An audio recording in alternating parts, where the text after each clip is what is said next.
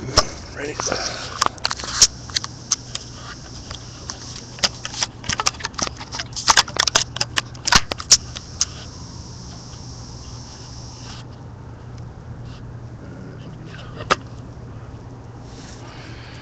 I'm live here in just a second. We're on. What time is it? 2:57 p.m. Mother Fletcher.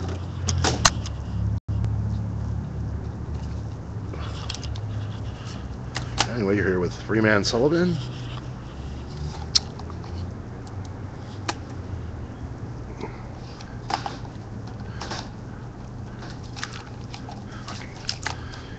Memento, folks. Why are we not getting a good connection here? Let's try High Baltimore on that one.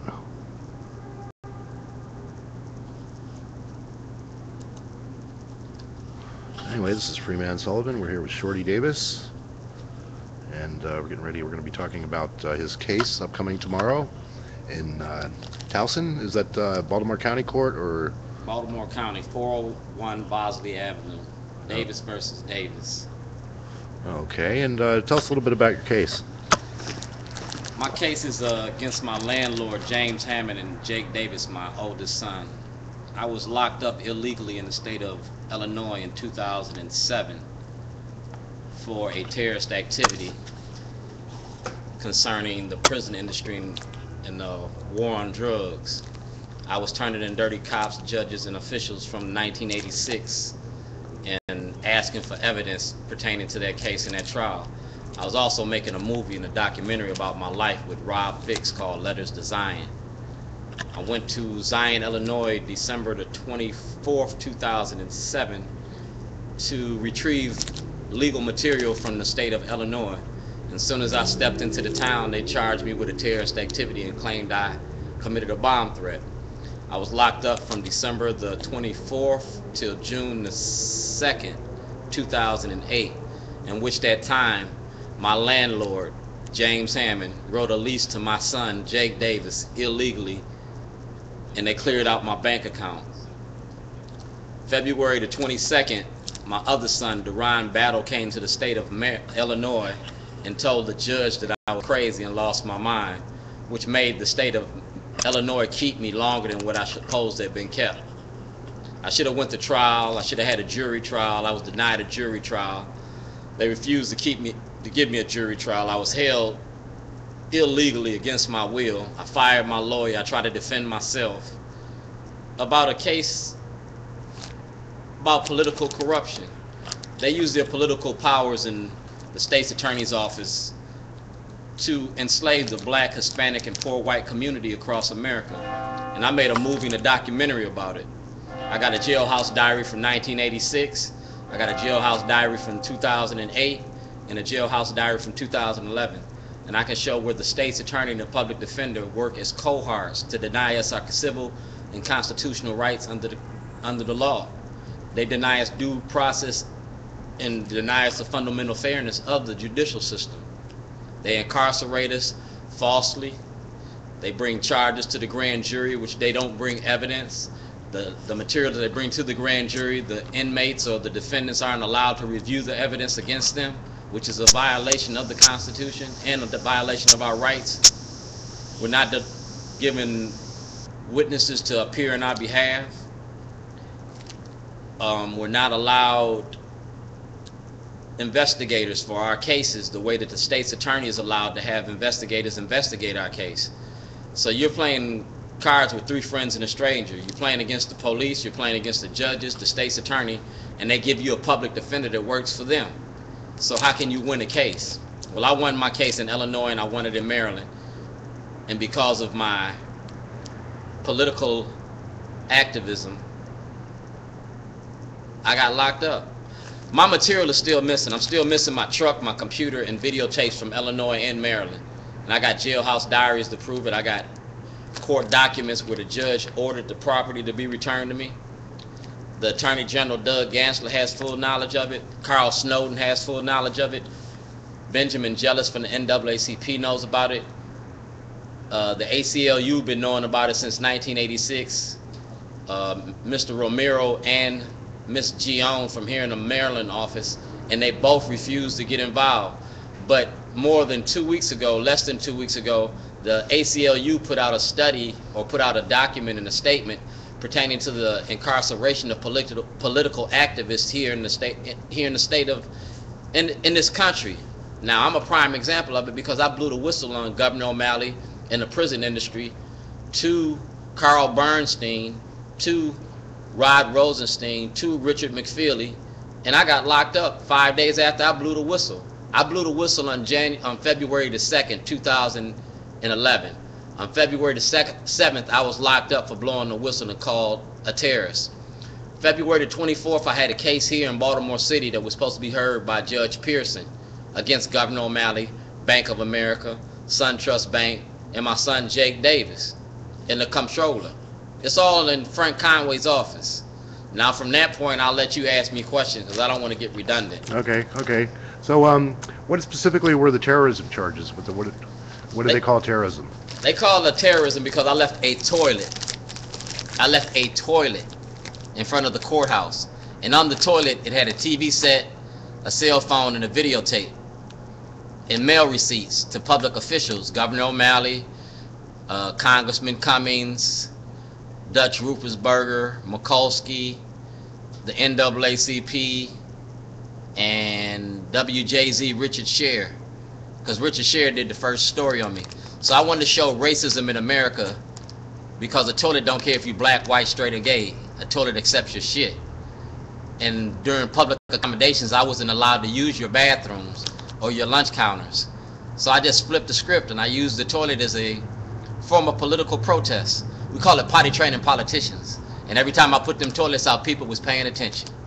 I put out over 13, 14 toilets over a 2 or 3 year period. The Department of Corrections got a toilet.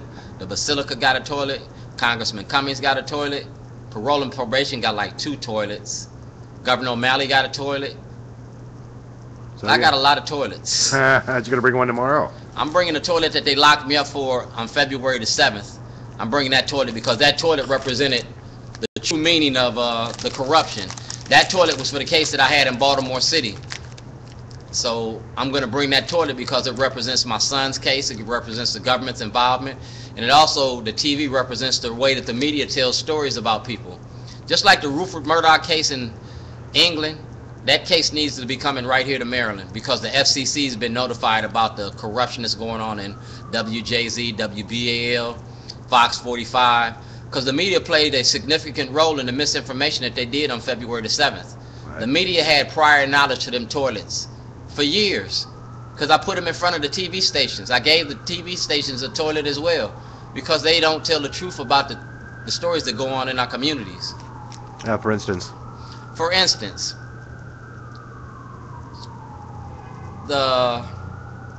my case in particular, if I gave Mike Shue,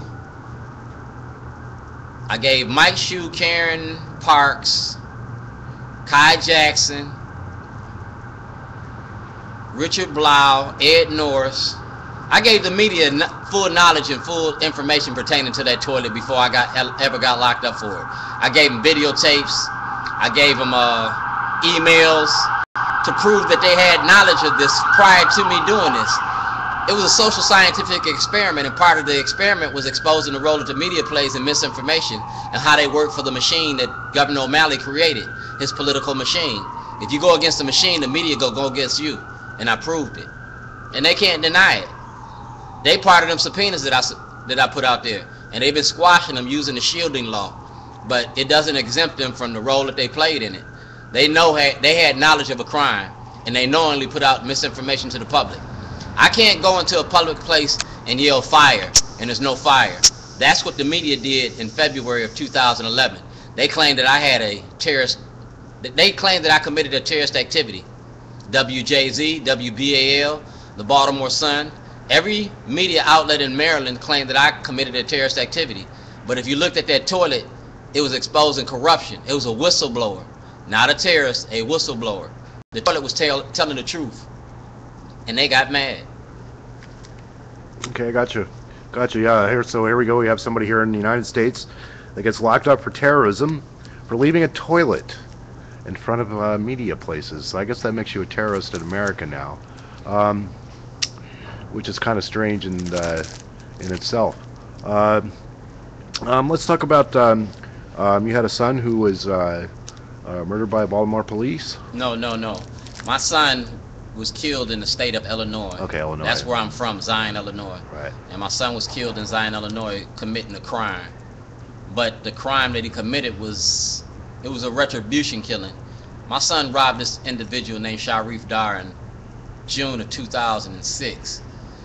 Sharif Dar's nephew was involved in it. So when they found out that Sharif Dar's nephew was involved in it, my son was giving up his sacrificial lamb.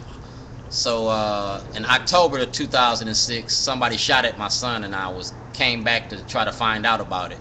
I found out that Sharif Dar found out that my son robbed him in June. So he was set up to rob Sharif Dar again in December. My son was accused of robbing Sharif Dar with a 22 long single shot rifle. Not many black men in America rob people with a 22 long rifle.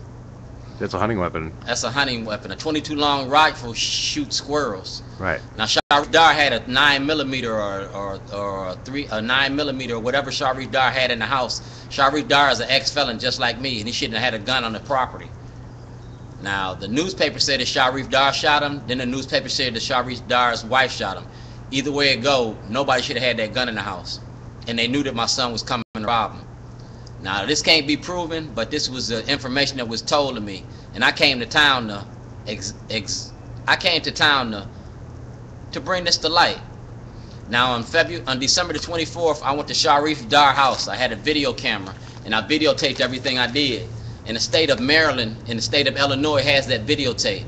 They took it from me when they locked me up, and they accused me of a bomb threat, and I didn't. All I did was terrorize them with the truth. I was coming to state the truth about my son's situation, plus the information I wanted from my 1986 case. I was a whistleblower, and I was talking about the crime and the corruption in that state, in the media, the Walking News Suns, plus the police department. And I had everything documented on video. I got everything documented. And tomorrow I'm going to bring the videos to court. Okay, and what's the website that we'll type it up here on the chat? You can go to www.youtube.com/user Shorty's Voice. One word. The two S's are capitalized. SHORTYSVOICE. Those videos show everything that I've done prior to me getting locked up in 2007, everything I've done since 2007. It shows the FBI, the Department of Justice. I have videotaped phone calls to the FBI, to Governor O'Malley's office, to Governor Quinn's office. I got video phone calls to my lawyer, telling him that I wanted a federal investigation. I got videos on top of videos, more videos than they want. I got videos about the Stop Snitching video, and that's what I made this movie out of, because I wanted to show the other side of the drug culture. If you sent all those brothers to jail behind the Stop Snitching video, just like the House of Cards, I want to send those public officials to jail. I want to send Governor O'Malley to jail. I want to send Judge Turnbull to jail. I want to send Scott Schellenberger to jail. I want to send Bernstein to jail. I want to send those dirty politicians that are making money off the prison industry, locking up blacks, Hispanics, and poor whites in the state of Maryland. And I name their names. That's why you blocking them subpoenas. That's why you squashing them. Doug Gansler been knowing about this since 2008. I filed an interstate compact. All this is on file because I got a federal case. It's an interstate compact. All of this is on file in the courthouse in Lake County, Illinois. You can go to Tammy Brown's office. You can go to my public defenders and get my case file. Everything's on file. President Barack Obama asked for a full investigation on May the 5th, on May the 8th of 2008 concerning my illegal incarceration. I'm the subject of the investigation. As long as I'm breathing, the story's going to be told. And in my death, you can find it on my YouTube, Facebook, and Twitter feeds. You can't hide it. Gotcha. So, what time are you scheduled to appear tomorrow?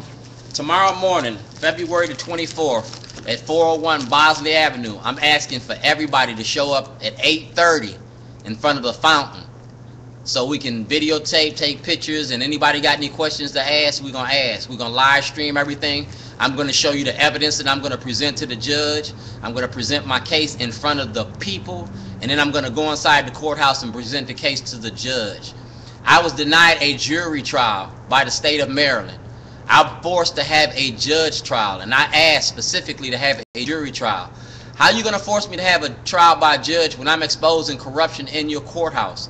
If I'm named Judge Turnbull as being corrupt and hiding facts, and Judge Sider from hiding facts, how are you going to force me to have a trial by judge instead of jury?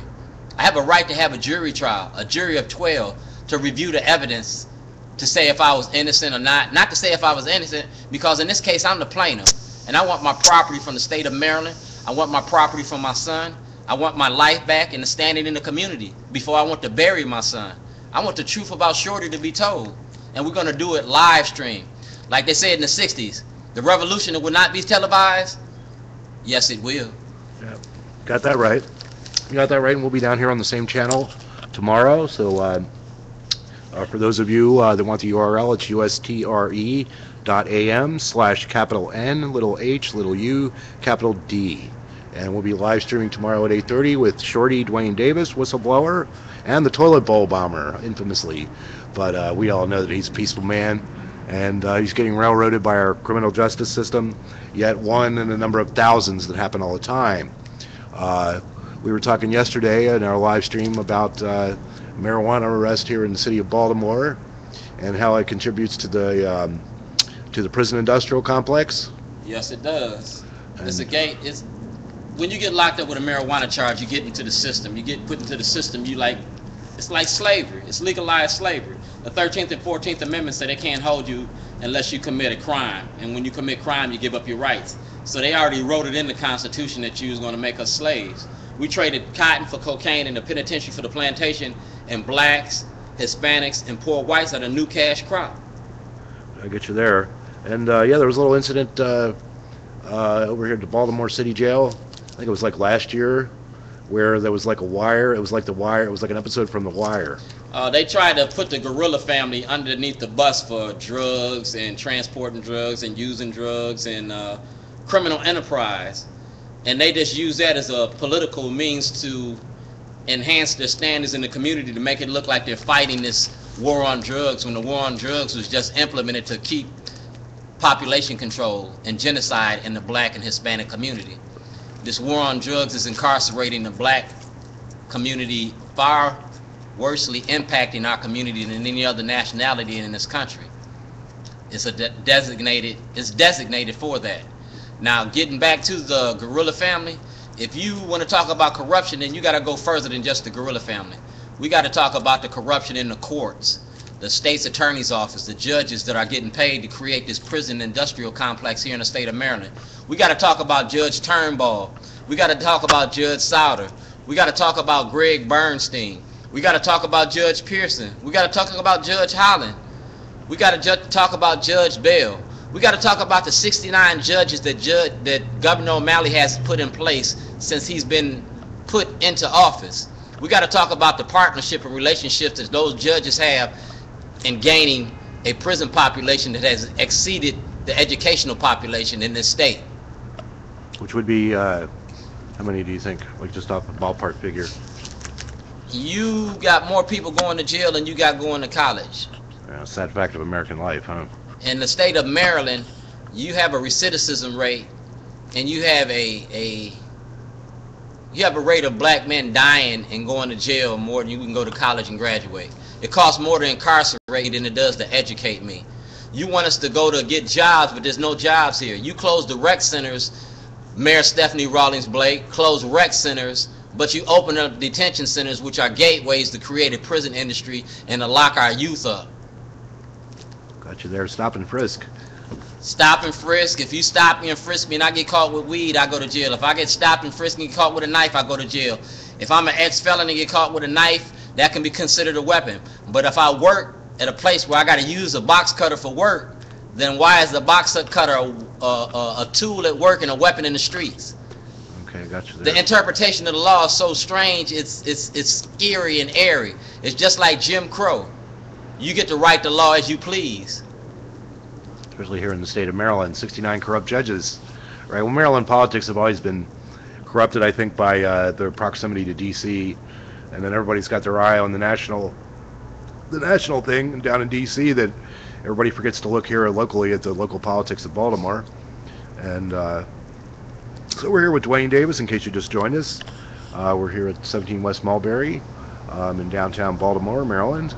And we're talking about Duane's trial, or Shorty's trial, tomorrow. And Shorty, what kind of work do you do in the community? I came out today and I saw you working with some of the homeless and hungry people. What's that all about? I do. I cook for the homeless a lot. That's my gift back to the community. I did books and barbecue, where I give away free books and barbecue to the community for the last couple years. And anytime I get a chance, opportunity, I get any extra money or opportunity, I cook and feed the homeless out of my pocket. Today I work with Charm City Records, Charm C, and we did this once a month. We're going to feed the homeless. I also work with Word on the Streets, where over the summer we fed over 700, close to 1,000 people. This is our way of giving back to the community, to those that need help, and it don't cost you nothing. I have a skill of cooking, so I put that skill to use in my community. So that was pretty good. Yeah, I went by there today, and I have to say it was a really nice atmosphere down by the old Baltimore Shot Tower, right across the street. St. Paul de Vincent Church. Yeah, St. Vincent de Paul's. Right in front of the post office. Right next to the main post office. So come over there on Sunday, or Sundays, I guess. Was it like? That was the 23rd. We're going to be doing it from time to time. Okay. We're going to be doing a dinner and a movie this summer with Shorty. We're going to start all the videos and stuff we've been doing for the last 6 years. We're going to start releasing them back to the community and raising money to help feed the homeless, to help create jobs, to help open up rec centers, to make a difference in the community. We're going to start showing the good in our community. We got a newspaper that we're getting ready to start up, a online newspaper called Baltimore Eclipse, and we're going to eclipse the sun. We're going to hold our media accountable here in the state of Maryland. We're going to hold our public officials accountable. I'm running for office as the lieutenant governor as a black Republican. As a black Republican with dreads. I'm not wearing no khakis and dockers, and I'm not cutting my hair. This is how you get me. I'm going to crash the party. Brian Baith is my running mate. He's running for governor. Brian Baith is a fireman that lost his job in the line of duty protecting our community. In the state of Maryland, the city of Baltimore robbed that man of his pension and refused to pay that man, and he almost died for this city. So we're running for office because we are not politicians. We are people that are tired of the corruption. And if we can do it, we're going to encourage other people to do it. I joined the Republican Party because most people say the Republican Party is racist and don't want blacks in the Republican Party. Well, dude, I'm as black as you can get. You going to let me in the party and participate in the party, or admit your racist behavior for who and what you are? You're going to be more inclusive and include our needs in your party, or you need to shut your party down. I'm a black Republican for 2 reasons. In 1860s, blacks ran the Republican Party. We were in the Republican Party. Dred Scott, blacks have no rights in which a white man has to respect. Well, that's enacted today in Baltimore, and we're going to change that. We're going to get access to the grand jury. We're going to have access to the court, and we call it public accommodations. And I'm going to use the toilet to get us there. The same way that they had Joe the Plumber in the last elections with Sarah Palin. Joe the Plumber was superficial. Shorty's official. And that toilet is my trademark. Ask anybody about it. All right. Shorty's the real deal. So, yeah, we'll be out at Towson. And Towson tomorrow was 308 Copley Road. 401 Bosley Avenue. 401 Bosley Avenue. I'm sorry. 401 Bosley Avenue. 401 Bosley Avenue. We're going to meet in front of the fountain. Okay. All right. Between the police sign and the fire department sign. 8:30. Bring your banners. You get the art of protesting. If you can't get in the courthouse, stay outside and support me like I support you. All right, and bring your ID if you want to get inside the court. Bring your ID. No, bring as many toilets as you want. It's legal this year. Don't start no shit, won't be no shit, but we are the shit. All right. So yeah, we're here with Shorty. So I'll be out there. We'll be live streaming if you're not in the Baltimore area. Just check back here, and we'll start live streaming tomorrow at 8:30 a.m. We'll be giving you frequent updates throughout the day about the trial, which is expected to last 3 days. 3 days. And this is a to recover your property. Recover my property, to expose my landlord and my son for identity theft, embezzlement, fiduciary fraud. They took advantage of me when I was in jail. That's a vulnerable individual law. I have to be compensated and reimbursed for my losses. My son lied and filed false papers with the court, tried to get me arrested for property that belonged to me. My landlord wrote an illegal lease. Bank of America accepted fraudulent checks. The state of Maryland took fraudulent checks and refused to return my money. The state of Maryland and the state's attorney's office, Scott Schellenberger, knowingly filed false charges against me on more than one occasion. He filed charges for my son, saying that I stole property. He filed charges against me for the Scott Greenberg murder. He filed charges against me as a terrorist activity with the toilet, all to cover up me making a movie about the corruption. They locked up a whistleblower. I blew the whistle, and that's not against the law. All right, all right. Yeah, Idle One says you're one of the people's heroes for people that are watching online, and mad love to a strong, peaceful people. So there you go. The truth speaks to power, and when you tell the truth, you don't have to tell it but one time. When you tell a lie, you got to tell another lie to cover up the first lie to make the lie look good. The toilet was a toilet, and the toilet is the truth. All right, all right, all right. So tomorrow at 8:30 a.m. we'll be back from the live stream. Thanks for everybody for watching. We were coming from Baltimore, Maryland. This is Freeman Sullivan. So do check back tomorrow, and we'll be out here with Shorty on his political case. And we'll see you later. Thanks for watching, everybody. And if you want to find this video, it's archived at youtube.com/user/Freeman Sullivan. And if you want to find Facebook, how do we find you on Facebook and Twitter there, Duane? You can find me at shortman_9 on Facebook and Twitter. You can Google me, Duane G. Davis Sr., and you can Google Toilet Bomber. I ain't a hard person to find. All right, so that's what people want to follow you on social networks? Yes. All right. Okay, well, this is Freeman Sullivan, and we're going to sign off here. Thanks for watching, everybody, and we'll be back tomorrow at 8:30 a.m. Thanks a lot. Thanks a lot.